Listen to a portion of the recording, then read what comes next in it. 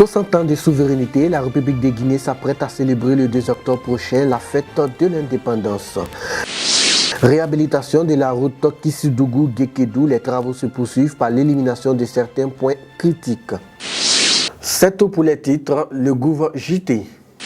Dans quelques jours, la Guinée célébrera le 60e anniversaire de son accession à l'indépendance le 2 octobre 1958. Le président de la Commission nationale d'organisation de cette fête anniversaire a animé en début de semaine un point de presse pour faire le point sur le niveau d'avancement des travaux de la fête d'indépendance qui sera célébrée le 2 octobre prochain sur toute l'étendue du territoire national. Ramatoulaye Traoré. La commission d'organisation présidée par le ministre de l'administration des territoires et de la décentralisation entend créer une synergie d'action pour favoriser le développement socio-économique et culturel du pays. Pour réussir à inverser cette tendance, la commission multiplie les efforts en faveur du renforcement de l'état de droit, la promotion de l'émergence et l'épanouissement de tous les Guinéens. Nous le savons que le droit du citoyen est sacré, autant l'appel à ses devoirs reste d'actualité et de rigueur pour nous tous, Guinéens que nous sommes.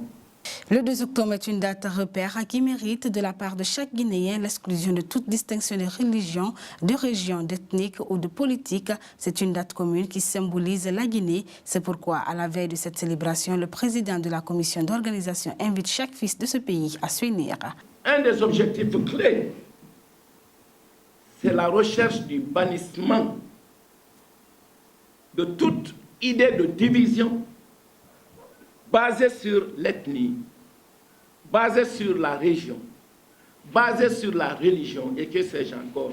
Tout ce qui, en tout cas, arrive un Guinéen à s'éloigner de l'autre Guinéen que l'on cherche vraiment à les bannir de nos comportements.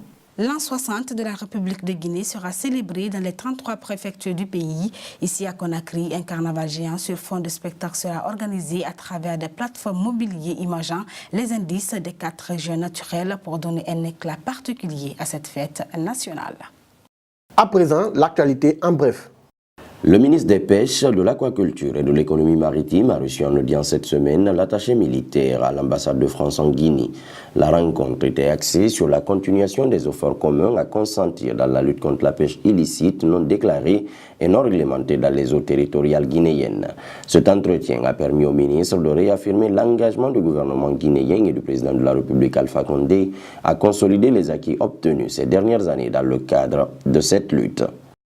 De son côté, le ministre de l'Enseignement technique, de la formation professionnelle, de l'emploi et du travail, Lansana Komara, s'est entretenu avec l'ambassadeur d'Algérie en Guinée, Fassi Rabat.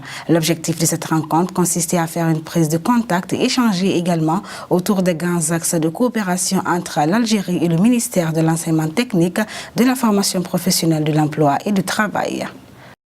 Du côté du ministère de l'Énergie et de l'Hydraulique, Cheikh Talibi Silla a également reçu en audience un groupe d'investisseurs allemands composé de responsables de plusieurs entreprises qui comptent investir dans le domaine de l'énergie en Guinée dans un bref délai. Le ministre a rappelé que la Guinée connaît une grande avancée en termes énergétiques qui se matérialise par la construction de plusieurs centrales hydroélectriques comme Caleta avec une capacité de 240 MW et d'autres en cours de réalisation comme Swapiti 450 MW et Amaria 300 MW. Les travaux de réhabilitation de l'axe Kissidougou se poursuivent par l'élimination de certains points critiques en attendant son bitumage. Un travail qui consistait à faire des purges et le transport des blocs latéritiques pour renforcer la stabilité de la couche de fondation. Il faut rappeler que ce tronçon long de 18 km fait partie des 4 lots de construction et de bitumage de routes dont les contrats ont été signés le 11 septembre 2018 entre le ministre en charge des Travaux publics, des Finances et l'administrateur général des grands projets et certaines entreprises. Ainsi s'achève votre Gouv JT de la semaine réalisé par toute l'équipe de la cellule de communication du gouvernement. Je vous souhaite une très bonne fête d'indépendance par anticipation. Bon week-end et à la semaine prochaine pour un nouveau tour d'horizon de l'actualité gouvernementale.